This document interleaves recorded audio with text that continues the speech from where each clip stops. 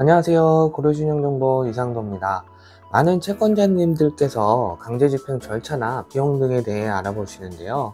집행을 해서 자금을 돌려받을 수 있다면 정말 좋겠지만 실상은 그러지 못할 때가 좀 더 많습니다.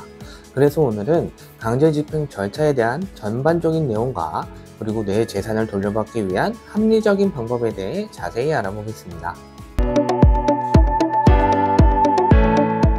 강제집행 기간은 유체동산, 금전채권, 부동산 등 그 대상에 따라 달라집니다.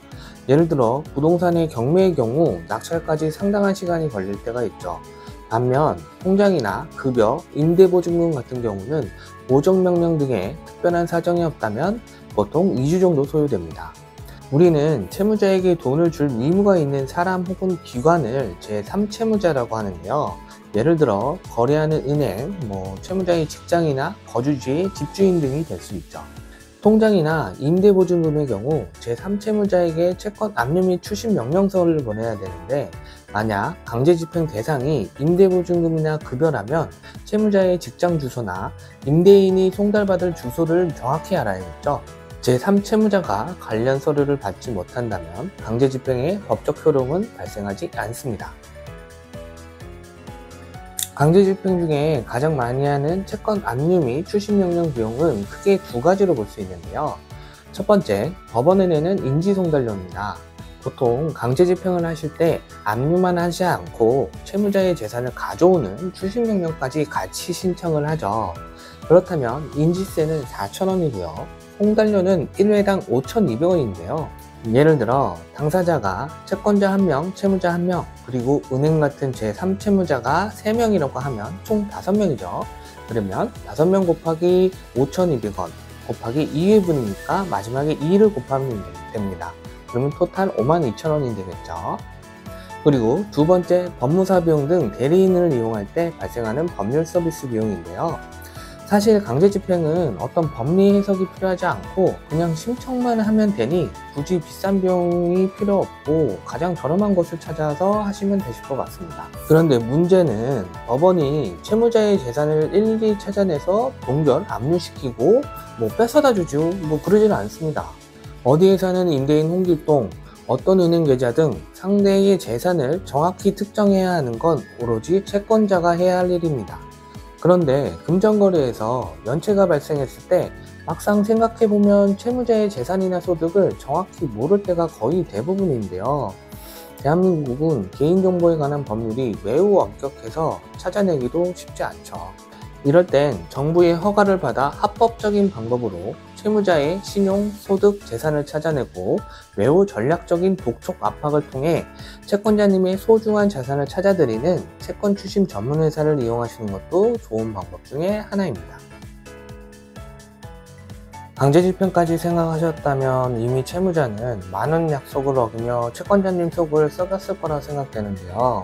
우리가 강제집행을 하는 것은 결국 상대에게 돈을 받기 위함인데, 위에 말씀드린 여러 절차를 거쳐 비용을 지불하고 집행을 해도 상황에 따라 소득은 하나도 없을 수 있습니다. 예를 들어 급여 압류를 했는데 채무자 직장이 소규모 회사라 압류가 들어오면 급여를 최저생계비만큼 작게 신고해서 받을 수 있는 돈이 없는 경우가 종종 있습니다. 내가 채무자에게 돈을 보낸 통장을 강제집행하더라도 과연 채무자가 압류가 들어올 가능성이 높은 그런 계좌에 현금을 둘까요?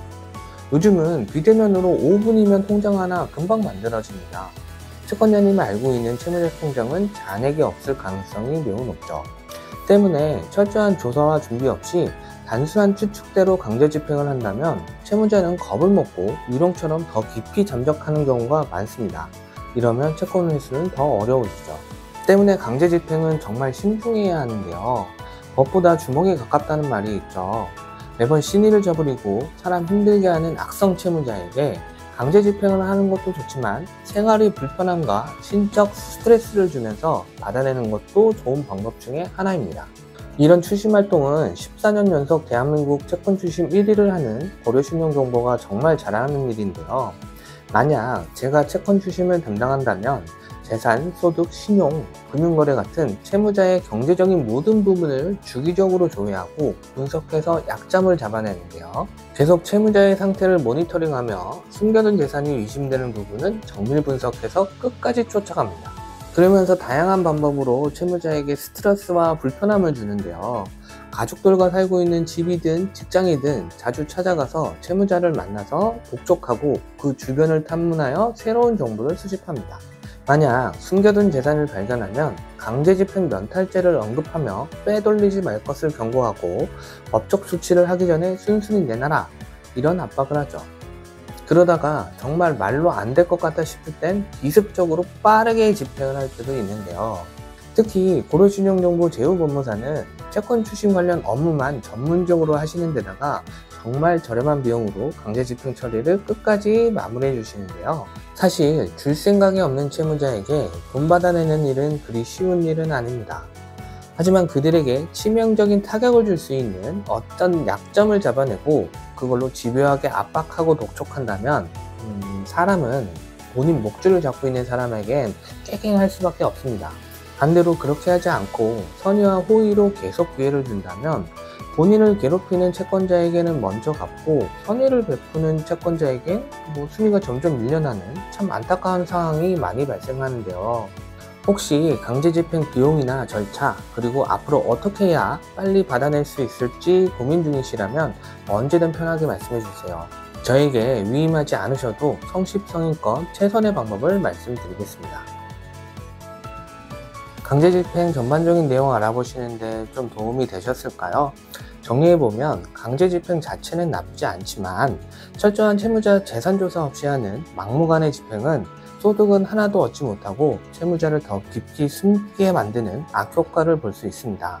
보다 빠르게 내 소중한 자산을 찾기 위해선 채무자에게 큰 불편함과 스트레스를 줄 수 있는 무기를 찾아 전략적으로 공략해야 되는데요. 일상생활에 바쁜 채권자님께서 직접 재산조회나 압박 독촉을 하며 채무자를 쫓아다니시기에는 많은 현실적으로 문제들이 있습니다. 이럴 땐 채권회수 1등 회사인 고려신용정보를 이용하는 것도 좋은 방법 중에 하나인데요. 저희는 철저하고 세밀한 채무자 조사로 그들의 재산을 추적 분석하고 치명타를 줄 수 있는 약점을 잡아냅니다. 그런 다음 합법적인 수많은 방법으로 그들에게 심적 압박과 스트레스를 주며 변제할 수밖에 없게끔 만드는데요. 물론 저에게 맡기신다고 무조건 다 회수가 되는 건 아닙니다. 다만 그 어떤 방법보다도 높은 회수 가능성을 가지고 있고 채무자가 금전적으로 채권자님을 괴롭힌 만큼 복수해드린다는 건 확실히 약속드릴 수 있습니다. 다른 건 몰라도 이 채무는 절대 포기하지 않고 정말 지구 끝까지 쫓아갈 거며 이자도 계속 붙는다. 변제하지 않는 이상 이 끝은 없다. 이 점을 분명히 인지시키며 툭하면 찾아가고 전하는 메일에다가 독촉장 같은 우편은 맨날 보냅니다. 하루가 멀다 하고 직장이나 가족들이 사는 집에 찾아가다 보면 결국 지연손해금까지 다 받아낼 때가 많은데요. 혹시 강제집행 관련해서 효과적으로 내 돈 빨리 받아내는 방법 궁금하신 점 있으시면 언제든지 편하게 말씀해주세요. 여러 가지 가능성을 열어두고 최선의 방법을 말씀드리겠습니다. 영상 댓글 상단에 보시면 저희 연락처와 카톡 상담방 링크가 있습니다. 365일 24시간 언제든 편하게 연락주세요. 저한테 추심을 맡기지 않으셔도 괜찮습니다. 성실성의껏 최선을 다해 답변 드리겠습니다. 끝까지 시청해주셔서 대단히 감사합니다.